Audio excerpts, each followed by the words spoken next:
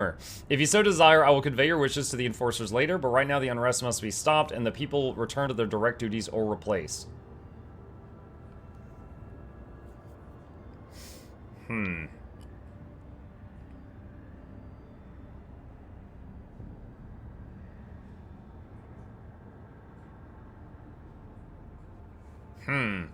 So no violence. I mean, sending a riot squad to put down a rebellion with no violence is pretty tough.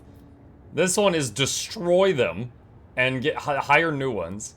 And this one is pacify them, which I assume is non-lethal violence?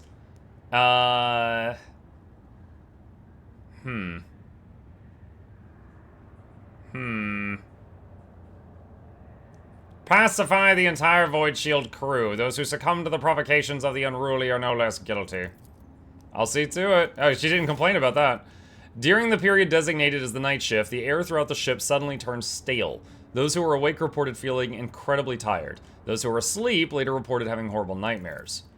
Seneschal Abelard Rosarian was found in his quarters in a trance-like state. He was pacing the room and talking to an unseen interlocutor, asking the same questions over and over. Why won't the fever break? And does the esteemed chirurgeon have the faintest idea what he's doing?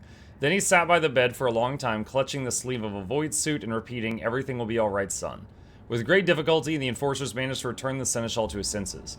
By the order of Seneschal Rosarian, the report on this incident has been erased from the ship's logs. Oh, when you do something embarrassing, you just erase it from the logs. Okay. The Immaterium has released us from its grip this time. Chart new routes. Alright, void ship management. Go back to the bridge. I think I got some folks to talk to.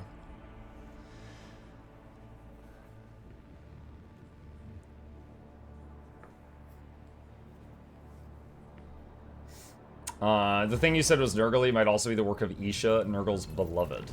Ooh, I don't know of Isha. Heinrichs. To what do I owe this visit? What can you do as a psyker? The Lord Inquisitor was most insistent that I master the discipline of Santic Demonology. I use my faith and my power to crush the enemies of the Imperium.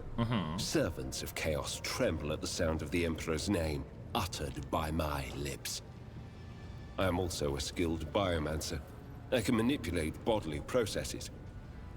Sometimes I resort to those skills in the course of my work, when it is necessary to make the subject of an interrogation more cooperative. Whoa, there's an option. Take Adira into the Inquisition and get rid of her. Oh my god. Okay, that's pretty wild. Alright, let's do a little round and see if there's anything interesting. What are the Voxmaster's duties? I am the ears and voice of the Void Ship. I supervise several dozen officers and 3 times that number of support personnel. We receive, send, encrypt, and decode all incoming and outgoing messages through the ship's internal and external channels. We also ensure clean communications and the optimal efficiency of the crew's Voxcasters. If you ever want to know what worries and concerns your crew are harboring, what your subjects are whispering about in local networks after the watches, and what their leaders are clamoring about over shortwave Vox transmissions, just come and see me. I will satisfy your curiosity. Okay.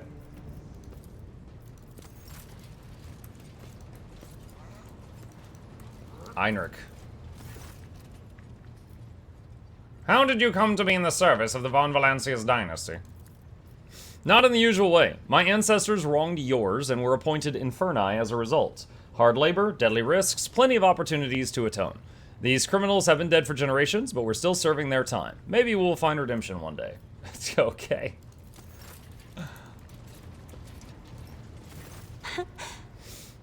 Words cannot describe how boring the bridge is without our stimulating conversations. Oh, I just remembered. Okay, so hold on. So I need to talk to Rosarian, and then I need to talk to her about her behavior or whatever. Abelard. Lord Captain? I heard you and Cassie exchange words recently. What happened? And who brought this piece of news to you, I wonder? Then again, I have nothing to hide from you.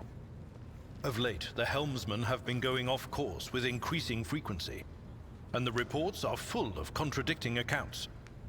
The problem continued, even after several demotions were handed out, so I took it upon myself to investigate. To just demote everyone involved. I was astonished to learn that our Lady Navigator has been amending entries in the ship's log, and the officers have been keeping silent on her orders. I immediately demanded an end to the outrageous conduct, and I reprimanded Lady Cassier in front of the officers. She greeted my words with silence, and then quickly departed. I should not have acted thus. I never even found out what drove her to do it. Lord Captain. Okay. Now let's go talk to her. Words cannot describe how boring the bridge is without our stimulating conversations. I have heard rumors you are not getting along well with the crew. Wow! Panic flashes in her ruby red eyes, and your heart starts beating a little faster while your hands go cold. Okay, so, for any new bloods in chat, she's... I don't know the word for it. Like, an empath, kind of? Like, whenever she feels strong emotions, everyone around her is subjected to them. Not here. I'm begging you. Aren't noblemen supposed to discuss such things away from the servants? Let us go to my study. No one will disturb us there. Then lead the way, and I will answer all of your questions.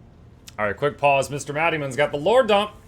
Atmuk, she is the elder goddess of life and healing. Isha? When Slaanesh was born and subsequently ate the majority of the other elder gods, Nurgle actually fought Slaanesh over her, and she's now caged in a place of honor in Nurgle's garden. Since she's the goddess of healing, Nurgle tests all his new diseases on her, and she surreptitiously whispers the cures for those diseases into the minds of her mortal followers, even those that don't know that they follow her. So she's still trying to help people despite being a prisoner?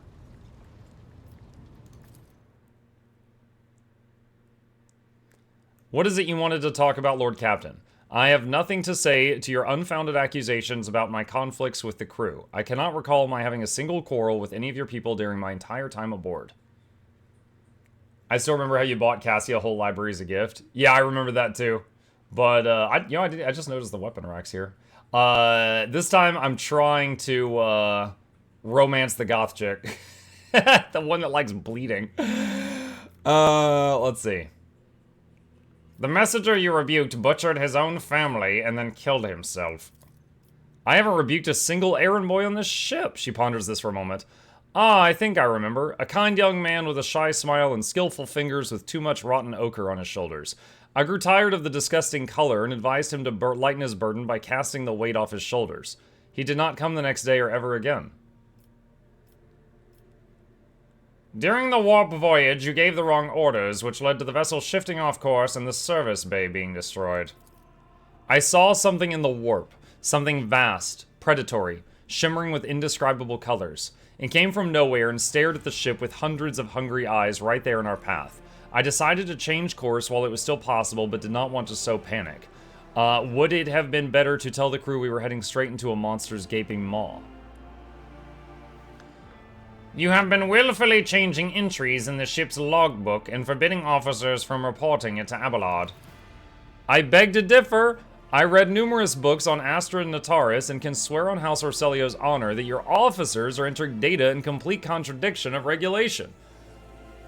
False terms, random distances between lines, spelling mistakes, and even the simplest of words. I have spent the last few cycles correcting the latest log entries, and I thought it would please Master Abelard, as he is so fond of order. And yet the Seneschal did not appreciate my efforts, and for some reason called them an outrage, even though mere days before he had been swaddling me in warm yellow words. I notice all your people do this when they are expressing sympathy. I merely wanted to repay the Seneschal with the same courtesy. Perhaps he finds my friendliness off-putting. Would you mind telling me why you needed 100 species of bird and what you use them for? Admittedly, I am at a loss myself. The day we arrived on Footfall, I sent a request to the ship's quartermaster and asked him to get me a songbird. But he never asked for clarification, and shortly after we left, I had a countless number of cages delivered to me, wrapped in bright red panic with flickering tints of fear. There was a bird in every one. I was so excited, I thought I would have 100 friends instead of just one. They were squeaking so piteously, I let the poor things out. I even fed them my breakfast and dinner, but the stupid birds would not stop chittering even after bedtime. They were dashing out of the room, smacking me in the face with their wings, and defecating. I became angry, and suddenly they started pecking at each other's eyes and attacking me. Then I became afraid, and they fell over dead. I do not think I want to keep pets anymore. Oh my god. Let's see, going back to Isha. Most people think she has to hide, but my headcanon is that Nurgle allows it because he doesn't want any of his diseases to be incurable. His entire thing is futility and growth after all, so he probably wants there to be cures. Let's see. The officers are reluctant to be quartered next to your chambers because of the constant emotional outbursts it causes them. Some even maim themselves and others. I already told you I cannot control my abilities. What else do you want from me? Will I be assigned a pariah chaperone, or will you put me in suppressing shackles? I have heard enough. Will you share your thoughts with me?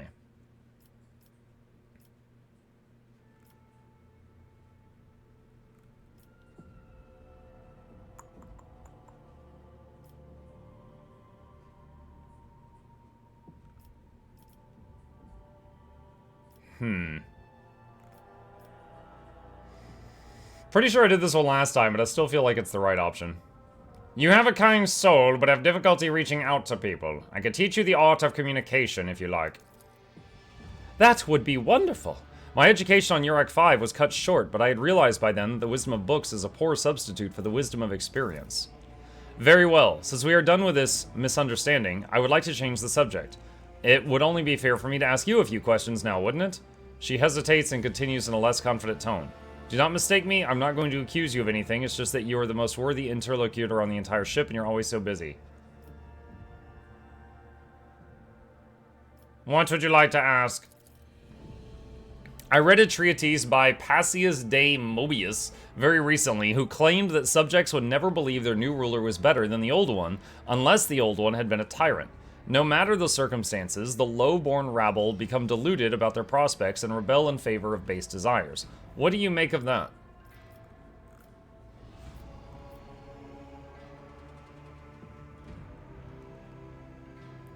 Lore Imperium succeeded.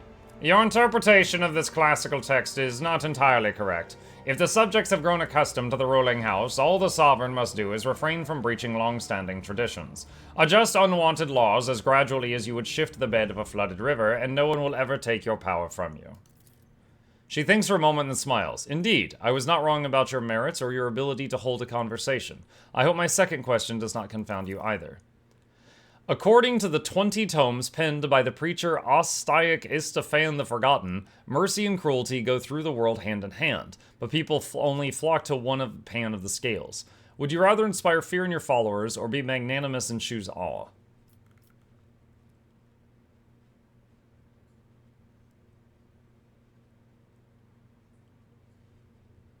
65%. One must be a tyrant, a friend, and a jester to one's subjects. What matters is to clearly discern which role is required at a given moment. Succeeded. There is so much power in your words, power that makes me want to join you. I understand now why your subjects are eager to follow you. I admit I was afraid we were too different, and yet you helped me realize that I can be candid with you. Please continue. I must confess, sometimes I can hardly bear the burden of the house is placed upon me. I feel I'm not doing my best. Tell me how you, heir to the Protectorate, can bear the responsibility for billions of lives day after day and not stoop under all the weight.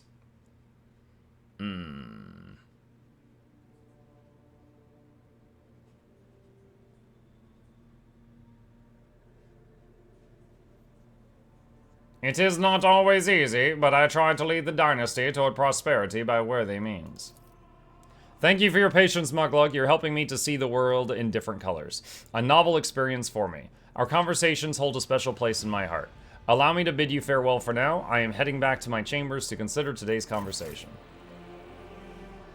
Alright.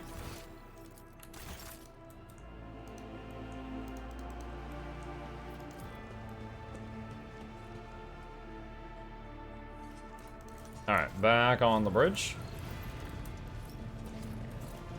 Let's see. Shikasta.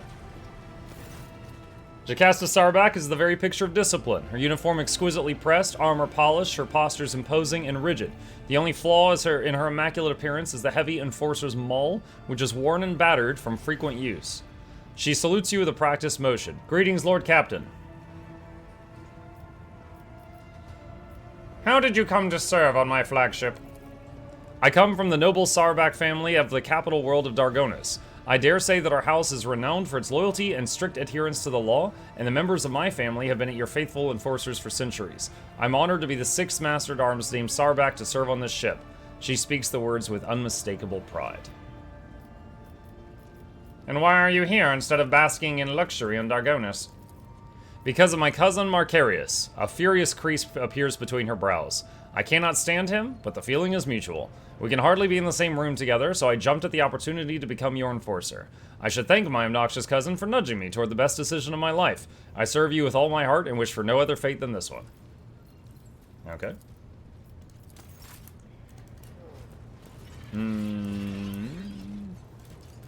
J. May the Exalted One protect you. Have you grown bored without our little talk, Shireen? You keep using words I don't understand, like calling me Shireen. The language on Ifrit, my home world, is quite different from the one spoken in the Keronis Expanse.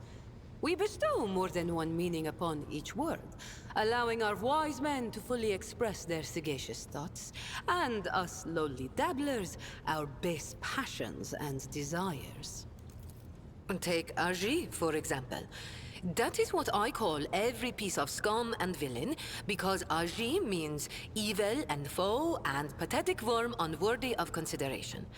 Pathetic Or worm take unworthy of Ashman. consideration. It means fool and little brother and blind man who stumbled and would fall into a pit without guidance. Shireen means friend and comrade and roommate in a battle formation, like we are.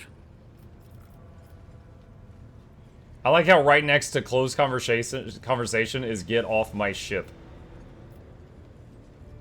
Muk finally graduated. Congratulations, Zelqua. Oh, I have no doubt you will. I don't know what you graduated, or what you graduated, but congrats. Domin. Oh, I forgot about this. I am ready for the binding ritual. Then follow me, Domin. Alright, so Goth Girlfriend wants to show me her energy crystal collection or something. Agricultural engineering degree. Oh, shoot! That sounds neat. What is it? What does an agricultural engineer do exactly? Do you, like, study, like, the most efficient way to grow crops or something? He digs ditches. Oh no! It's like a lofty title for digging ditches. Are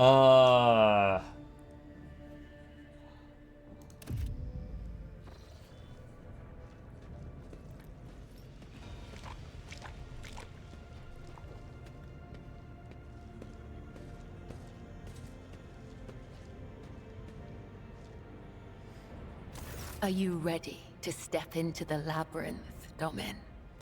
Kibble moves in a peculiar semblance of athletic exercise, her movements tracing an inscrutable pattern. What exactly are we going to do?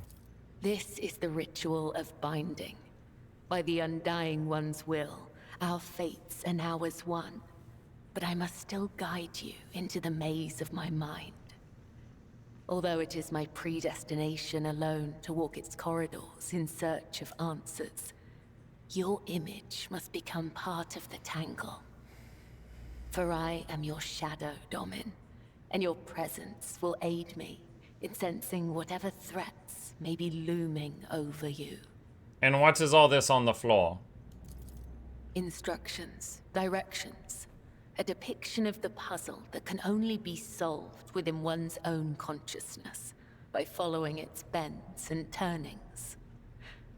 I do not require these lines to find my way, but for you, they will serve as a guiding thread. Let's see. Yes, we study mechanization for agriculture mainly, and structures and how to lengthen the crop shelf life post-harvest. Use a refrigerator. I know that one. I got all the way to integral calculus, and I was like, okay, maybe I don't want to be an engineer anymore. I am ready, Kizbella. Let us begin. Your weapon for the ritual. Watch the lines on the floor. You can only pass through the gaps. The rest, you need not know. Enter the labyrinth, Domin.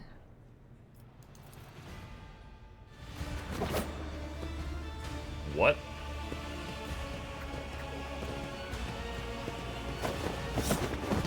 What?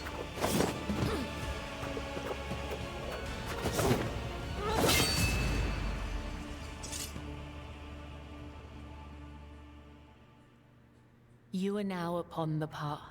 Your shadow now walks the labyrinth, and my gaze can now see when danger Oh my draws gosh. near you. Yo, getting a goth girlfriend's dangerous, chat.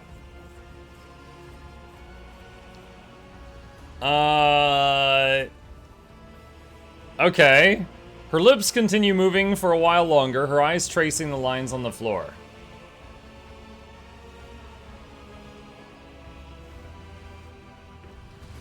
Can you tell me what this really was? What is the true meaning of this rite? You are not required to understand. You have joined the ritual. That will suffice. I only seek to understand why this matters to you. To understand you. Understand me? Why, Domin? My fate is preordained, and our places assigned. We both must serve the Undying One, as his design foretells. But if such is indeed your wish, my path of service to the Undying Emperor is one of many twists and pitfalls. Every mind is fraught with weakness, and only by honing it tirelessly can one achieve focus and prime one's perception.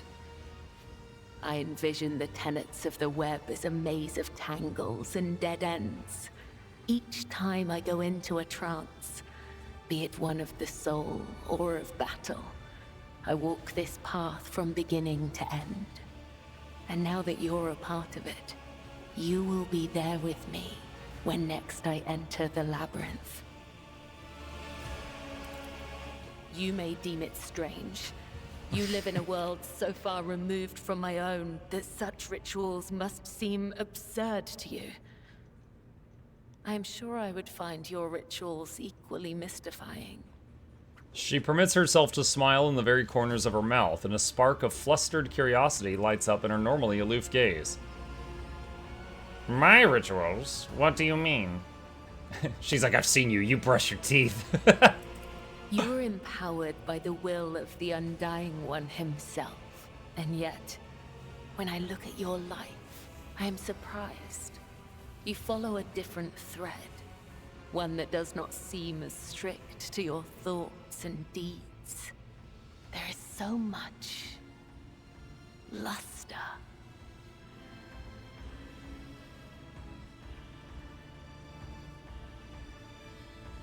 Would you like to see my world, Kibella? You have allowed me to witness your ritual. It is only fair that I show you one of mine. To partake in one of your ceremonies? Returning the courtesy. That is how you say it up here, isn't it? I will await your invitation. The labyrinth has accepted you. We have danced amid the crossing lines and minds, and by the dance, we are now bound.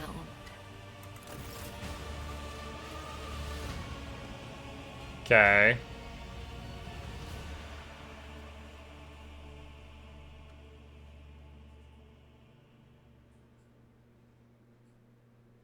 That was a pretty cool fight scene for a CRPG.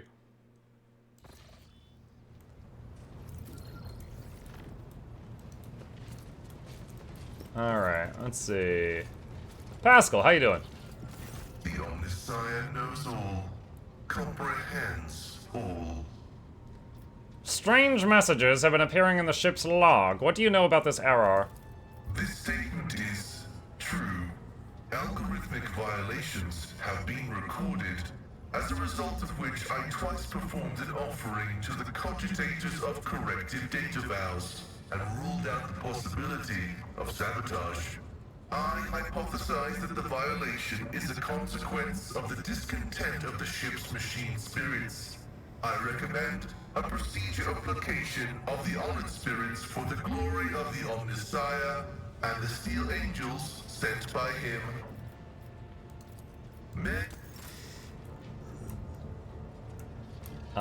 Wait, what is this? Activate the control panel.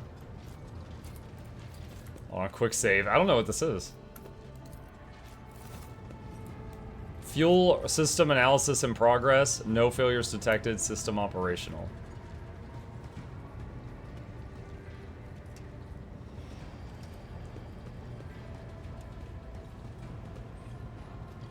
So it looks like I broke it, and then now some dude's coming over to fix it. Just I'm over here like Flute Girl. What does this button do?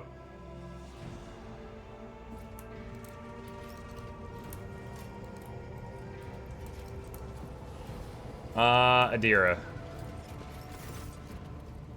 The tall, middle-aged woman stares straight ahead, eyes vacant, as she rubs the implant at her temple. Her collar's undone, and one of the clasps is on the verge of falling off. Sensing your presence, she turns her head toward you and offers you a crooked smile, even as her eyes look right through you.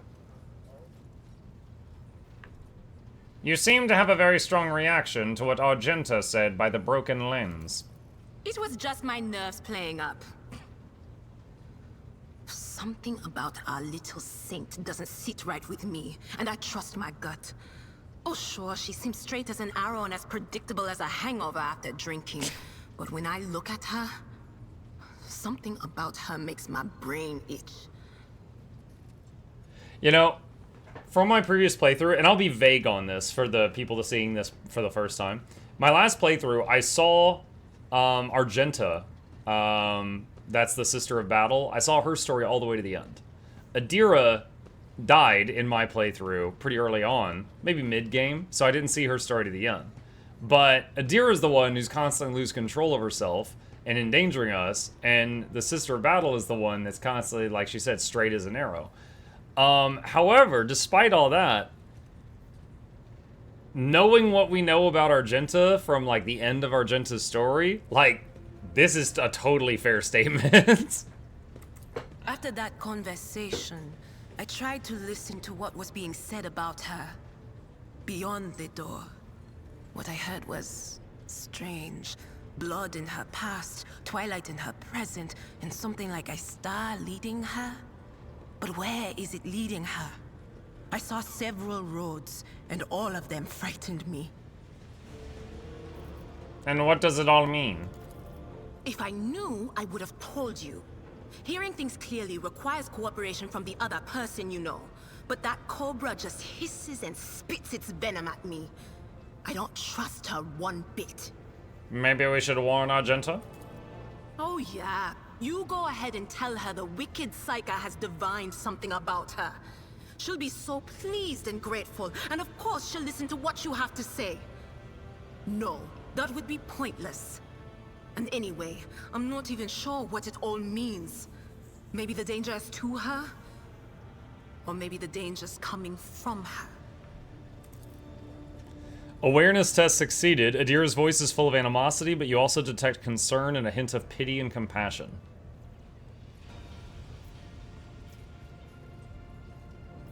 I'd like to hear your augury, Adira. What awaits me in the future?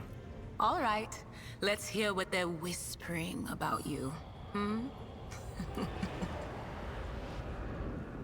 She laughs, rubs her hands together, and suddenly freezes with a vacant smile on her face, her head slightly tilted. You feel goosebumps appear on your skin, and your collar begins to waver ever so slightly as if moved by a breeze from a half-open door. Another road. The road begins at the threshold of the expanse and leads to the bowels of the emerging world.